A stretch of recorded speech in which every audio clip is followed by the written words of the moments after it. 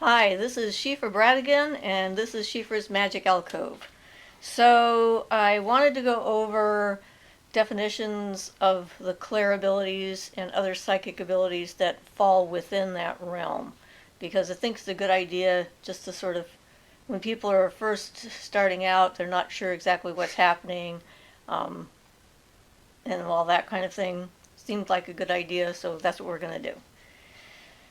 So some of you probably know most of these already, but I'm going to talk about them as far as my personal experiences with each of them go. And it gives you an idea of how you figure out what your specific gifts are when you're trying to put a label on things. So clairvoyance is probably the most common term that people hear. And clairvoyance is literally clear seeing. It means that you get visions of the past, the present, and the future. So premonitions of something that's going to happen, either in a dream or as a vision that you have, would be a clairvoyant expression. Being able to see into the past is part of the clairvoyance kind of thing, and to see things that are happening currently. And I've had a number of all of those experiences. I've had an occasion when I remember being at a lake somewhere, I can't remember where now, but when we were camping out by this lake, and all night long I kept hearing drums, and I looked out and I saw Native American people building a sweat lodge. They weren't actually there in the now time, but it was very distinctive and very clear. And the next day, I was talking to, I guess, the park ranger that was there and telling him what I'd seen, and he confirmed that indeed this had been one of the places that the native tribes had used on a regular basis. So what I saw was an actual real event. And there have been other times when I've seen things like that when I'm in a location. And my husband Ian has had that on occasion as well, where he'll see what the town looked like in like the early 1800s or middle 1800s or something like that. You just suddenly get this clear idea, this clear notion, this clear sight of what it is. Seeing things in the present, I've had a few of those major events.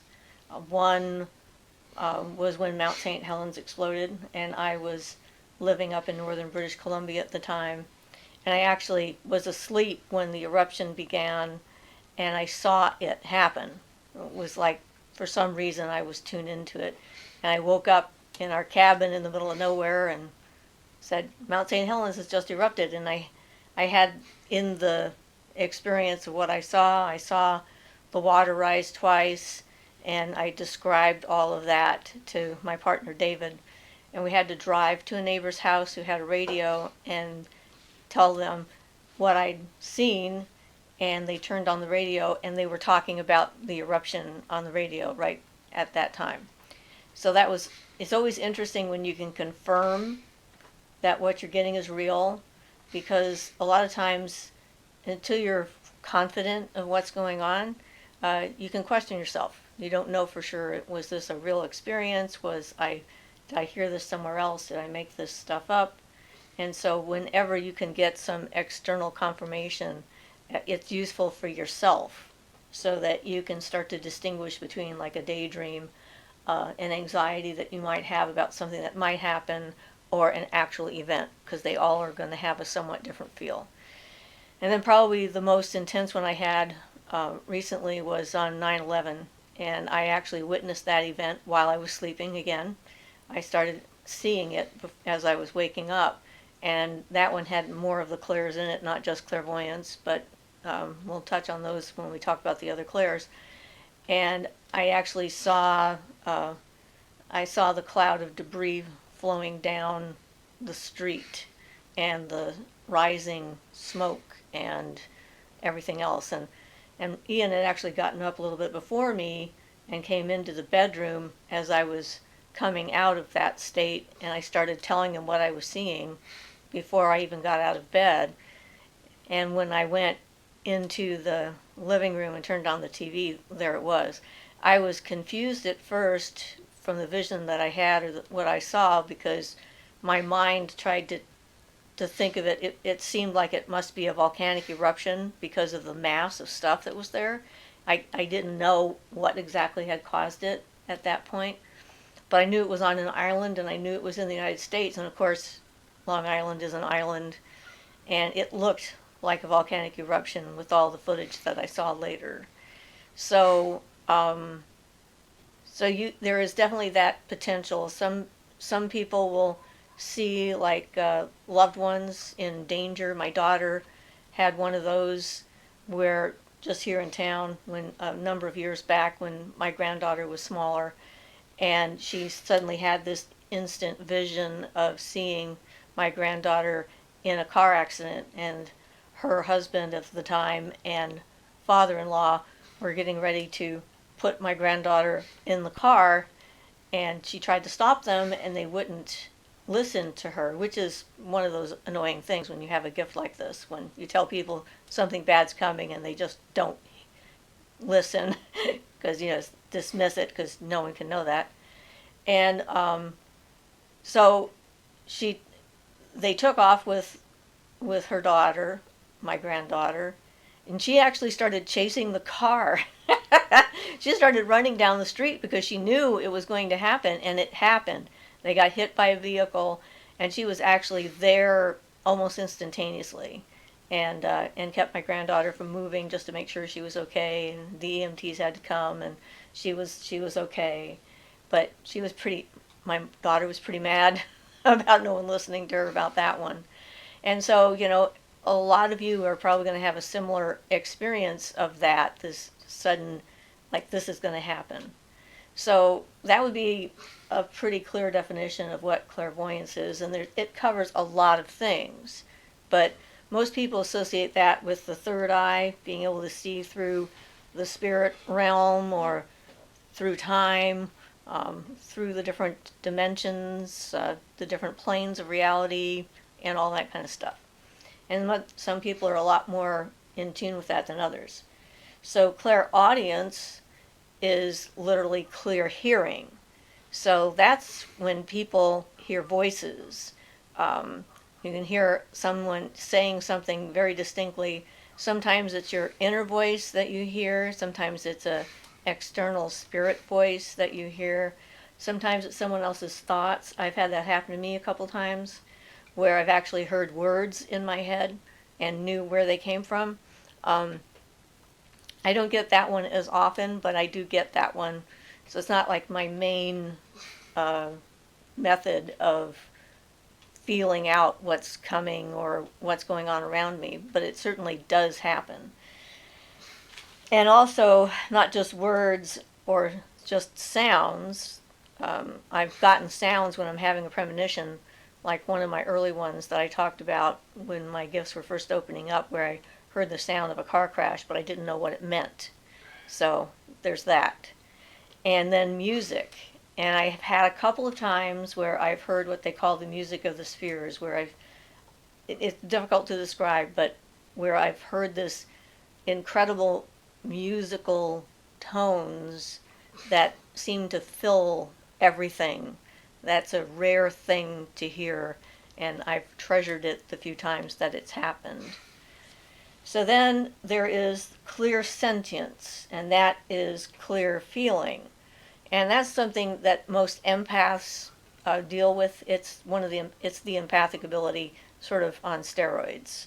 And that means being able to feel a person's or a spirit's emotions or their physical pain. So as a healer, I've had that. In the beginning, I would feel people's pain. Now I can know where it is without having to feel it, so that helps me quite a bit. But certainly, feeling people's emotions has been one of my gifts as an empath, and the spirits. That makes it easier for me to cross a spirit over, for example, because when I tune into their emotional state, the thing that's happening at their core that's keeping them here, then I can communicate with them about it.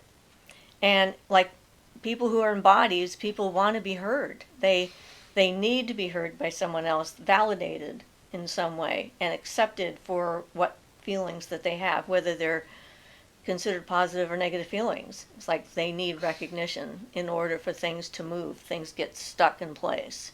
So clairsentience is definitely just about anybody out there who's an empath has probably dealt with that particular clair ability. Then there's clairaudience, and that means clear smelling. And that one's not as common for people to have. My husband has it. He finds it annoying that he has that ability sometimes where, we'll be in a store or something and meet somebody and he has a very distinct smell, what they smell like. It's not a physical smell, but it tells them something about their energy smell, and usually it's not a good smell, so he's not happy about that.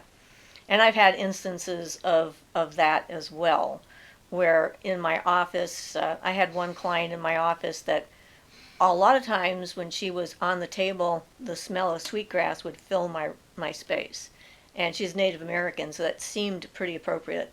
But one time I was working on her, and suddenly it smelled like old lady's perfume, like eau de cologne that someone's put on like 10 times more than they need.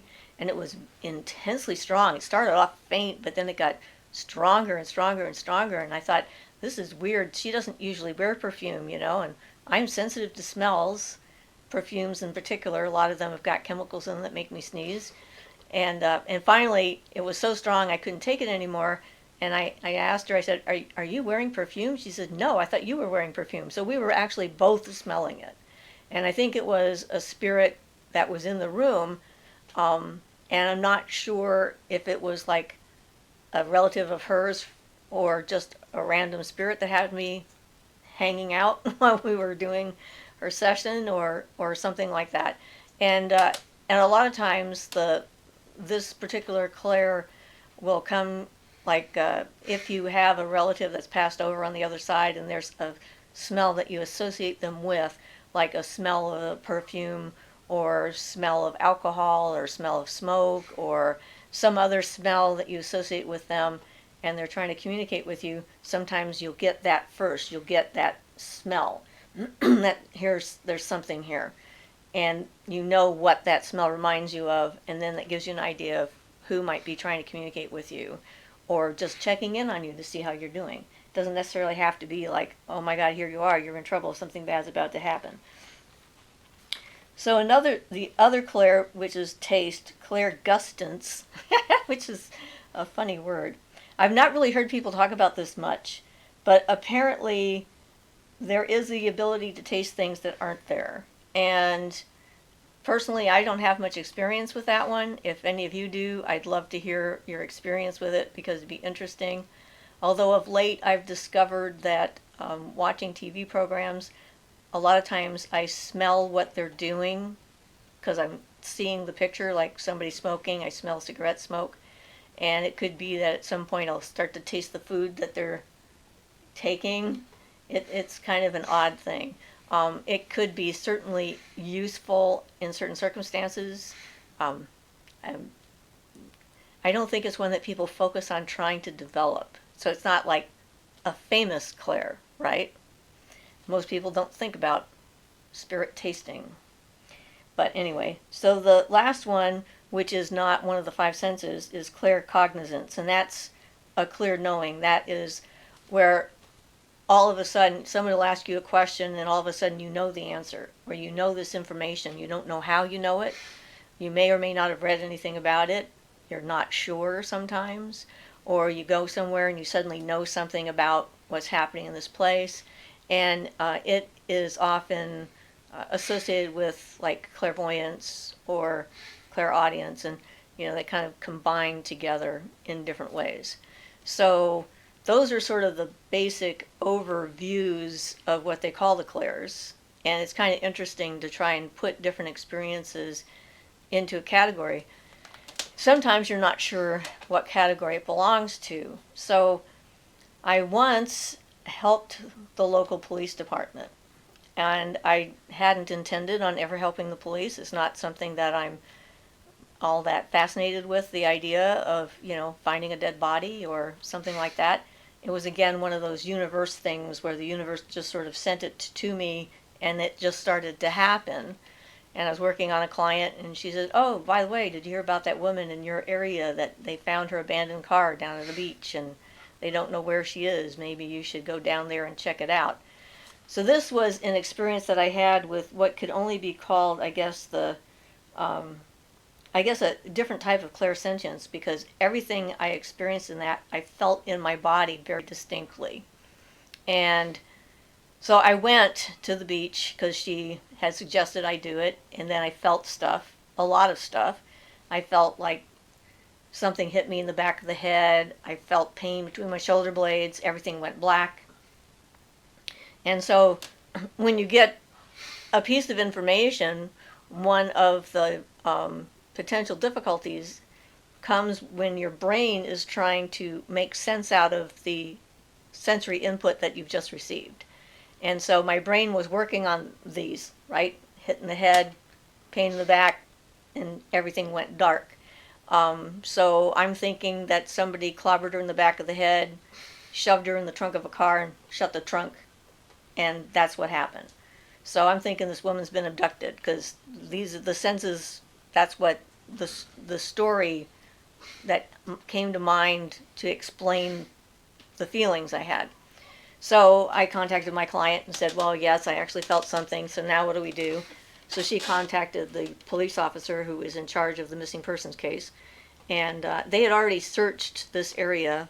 100 people had searched it with dogs and not found anything at all, except for her blankets or towels that she had, and her abandoned vehicle, and some notes that were in her car. And her sandals, I think, or shoes were in the car too, but no sign of her. And so, and one of them was a suicide note, or they seemed to be suicide notes. And I'd heard that through the grapevine and, talked to the police officer. And I said, "Well, I'm thinking she might have been abducted, so why would you be interested in talking to me if you're pretty sure she committed suicide?" And he's like, "Well, until we find her, we don't know for sure what happened. She could have gone there to kill herself, and then someone could have abducted her before she could." So I'm like, okay. He was a very open-minded individual and easy to work with, which was good since I'd never done anything like this before, and neither had he. And so he took me down to the scene, and the night before I went with him, I had a dream, and I dreamt that we found her body. And I woke up from that and I thought, nah, that's just one of those wish fulfillment things. That can't be real. There's no way we're going to go down there to a place 100 people have looked with dogs and not found her and then find her. That doesn't make sense. But I went and I had him take me to where they had found her towels, and I just sat there and tried to feel her emotions, and definitely got that sense that she didn't feel comfortable with people. She felt comfortable in nature. She didn't feel like she belonged with people, and she went there to be in her favorite place and to join back with the earth and let go of her body and go home. That was kind of the feeling I had. So I told him about that. He thought that was interesting, and we walked to the car where she had left her stuff. It wasn't there, but the police officer parked in her spot. So I walked over to there and stopped, and then later realized I was actually following her footsteps without knowing it. And then I walked across the parking lot, and I stopped there was a trail that went down pretty steeply right there, and the beach is pretty low, way down there. And I stopped and I looked out and I said, this was her favorite spot. And in this place, it's windy almost all the time. I mean, we have a lot of wind in that particular beach area, and it was pretty windy that day. And we were standing there, and I was looking out and talking to the officer, and suddenly the wind stopped blowing, and we could smell her body. She was within 20 feet of where I was standing.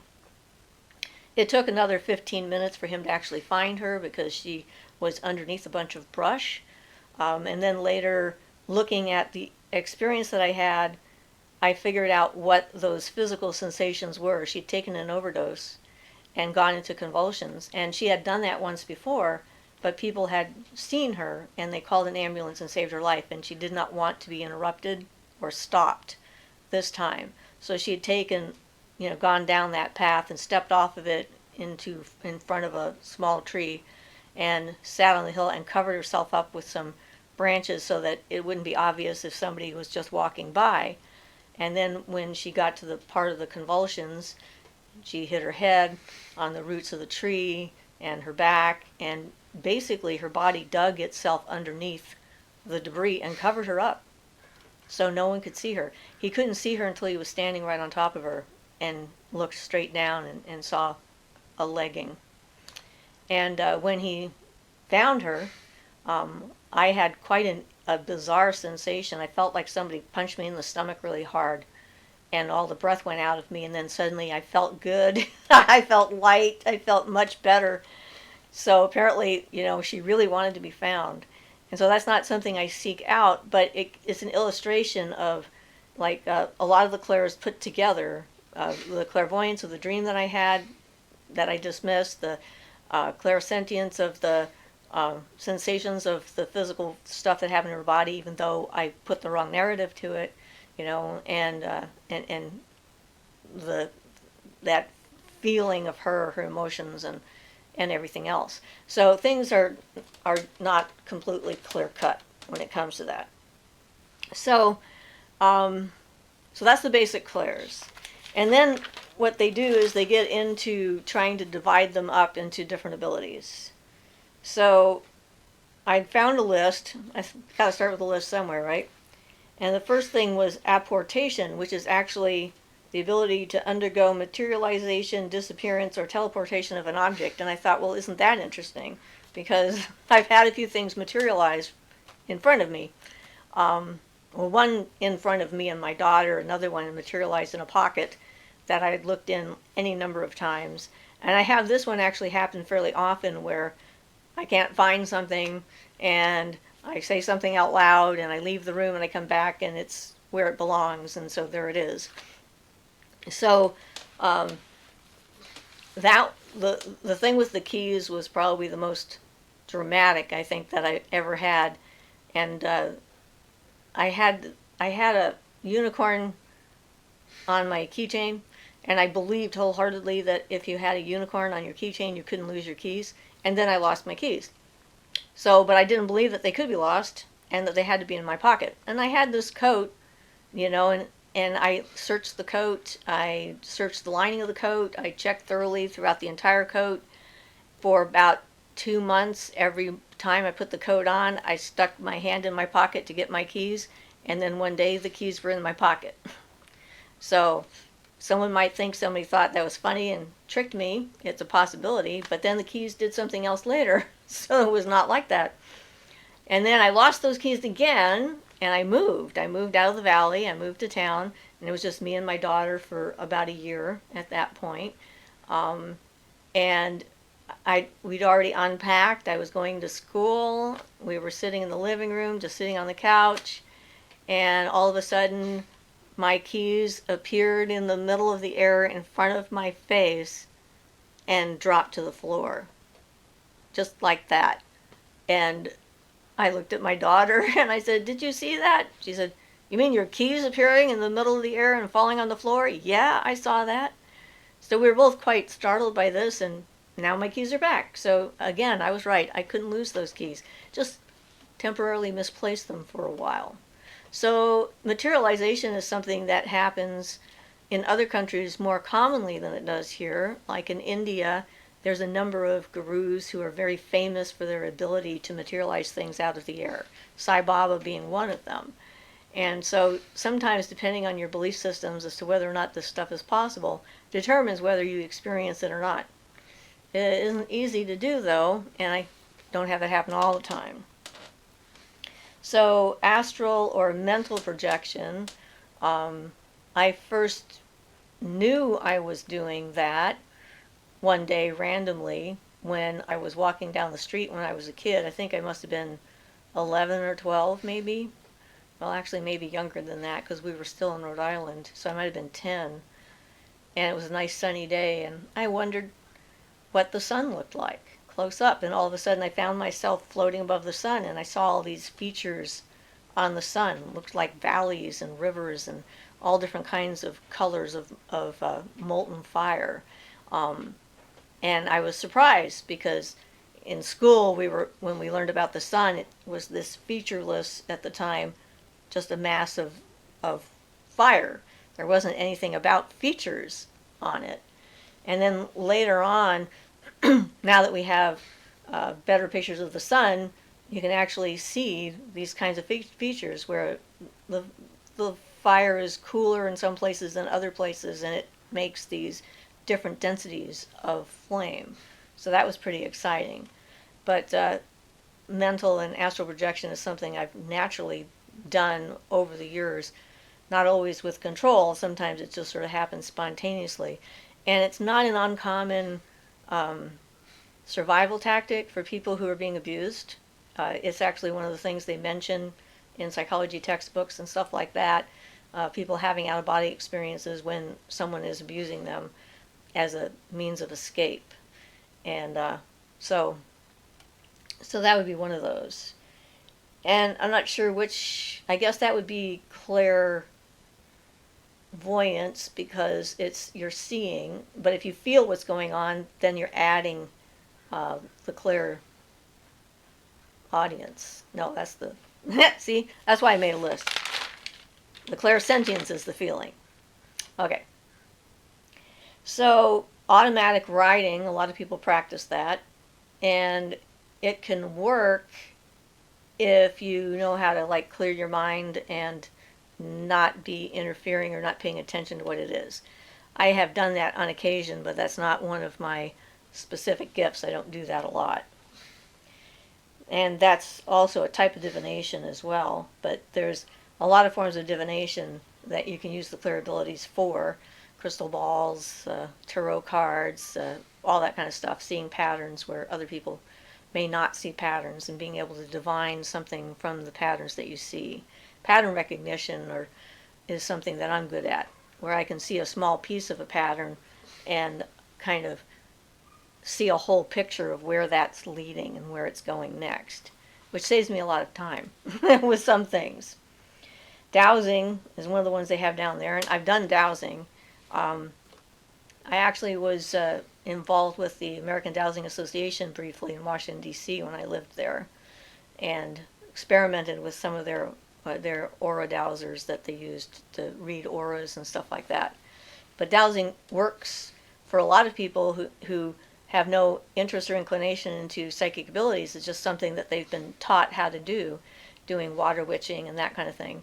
And it's one of the things that is more accepted by like the public at large, because they need water, and if you're going to be able to find them a well, they're okay with that, and they want that.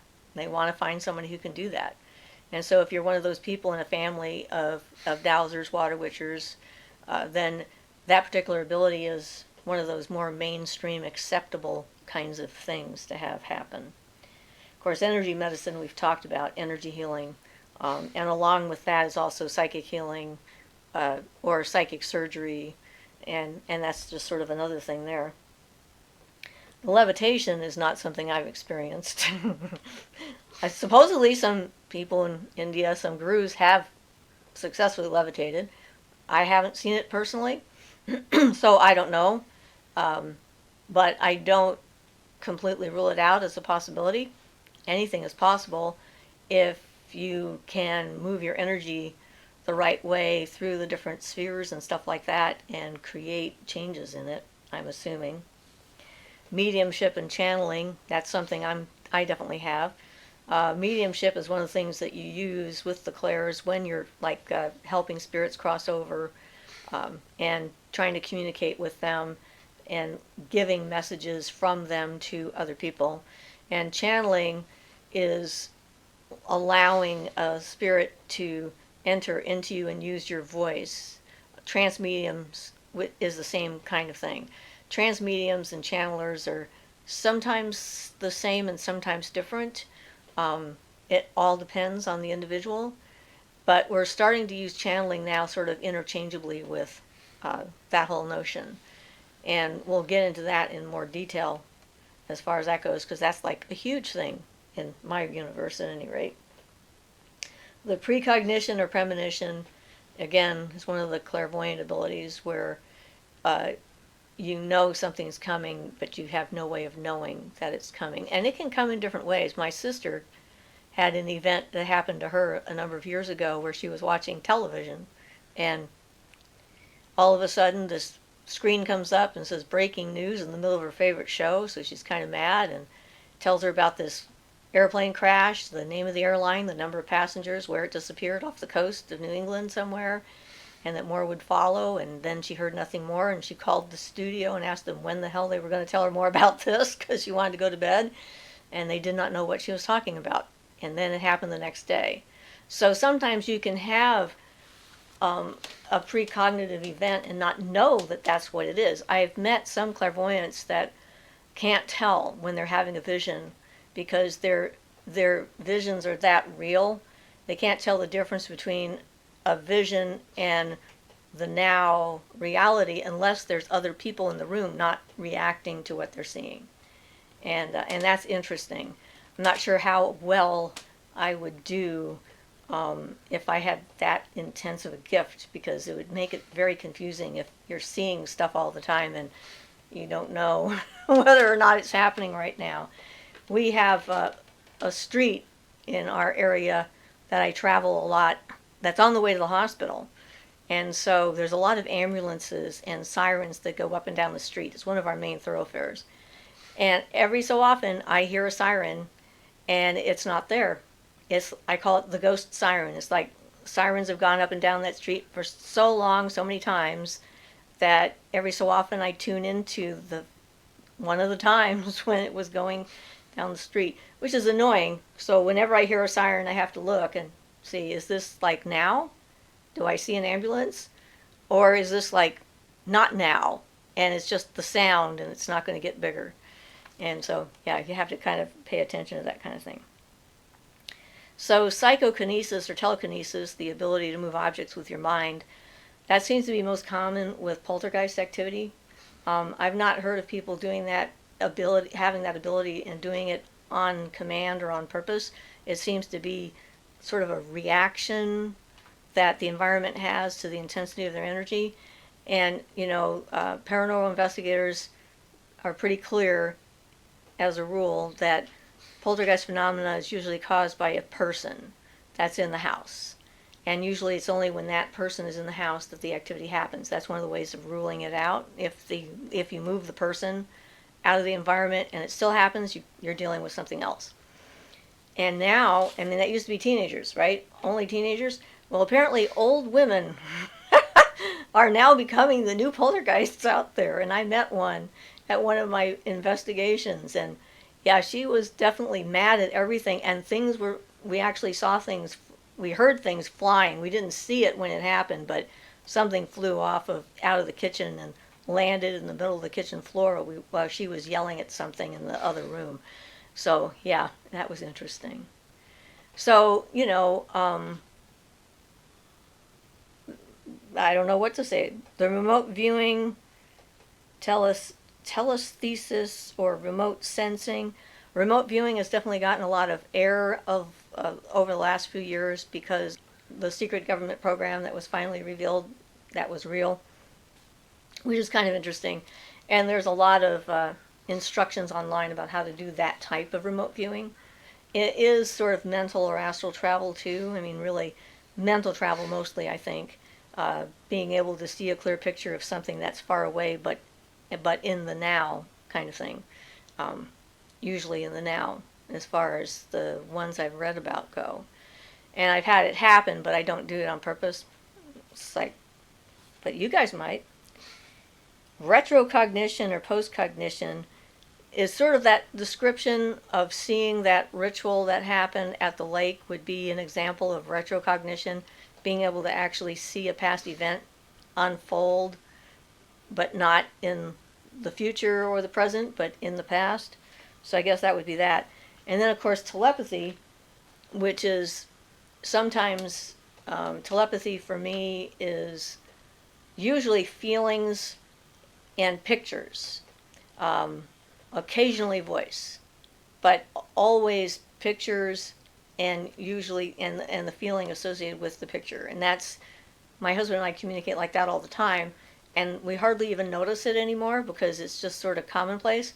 He'll be looking at something on TV, and I'll be saying the name of that guy is such and such, and he'll be going like, yeah, that's what I was trying to figure out, and that's because he was seeing that face in his head, and I saw that face in my head, and then I thought, okay, and and I sort of do automatic telepathy when I'm working with people. I just pick up stuff, and when I do groups in person, I often answer questions before someone asks them.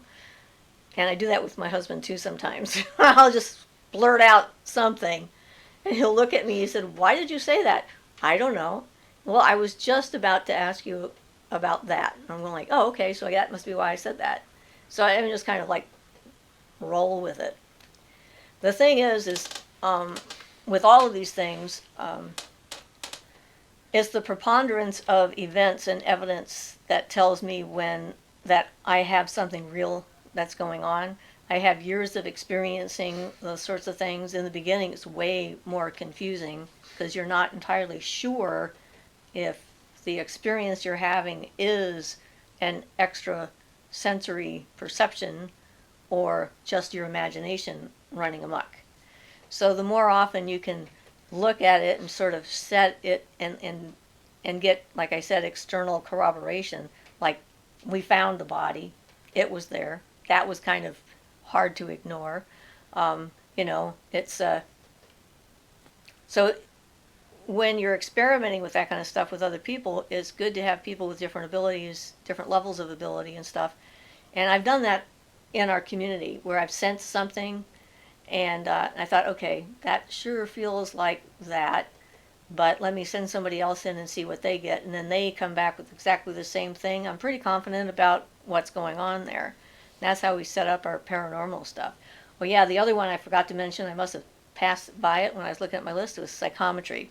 And that's reading an object. Touching an object and getting a feeling or a vision or a sound, or in this case maybe even a taste of